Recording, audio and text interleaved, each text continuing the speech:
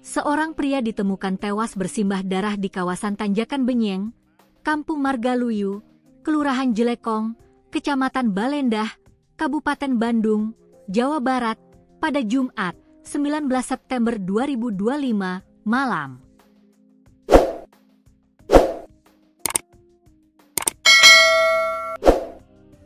Korban yang diperkirakan berusia 32 tahun tersebut ditemukan dengan luka terbuka di leher, di mana polisi menduga pria tersebut merupakan korban pembunuhan.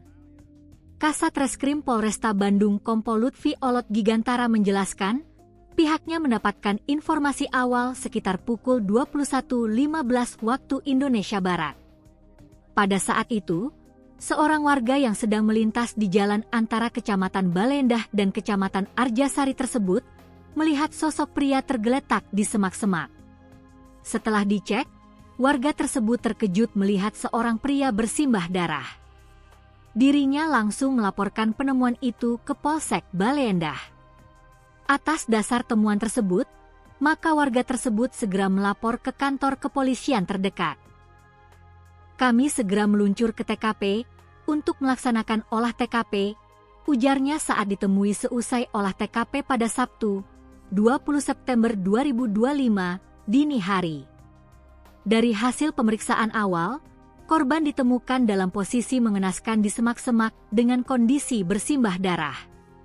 Di dekat korban, terdapat sepeda motor yang masih dalam keadaan menyala dan diduga milik korban, serta sejumlah barang pribadi, yang mana kami temukan sudah dalam keadaan meninggal dunia dan ada bekas luka terbuka di sisi leher sebelah kanan, katanya.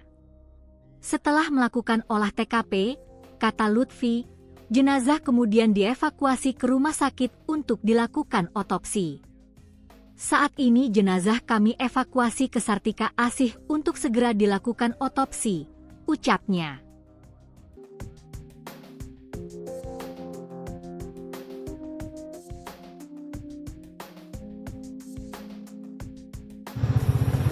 Informasi kajian tenan ditanyakan Benyeng ya, motor plat nomorna ieu jalmina digorok ta. Ieu jalmina pinternya anu kenal ya.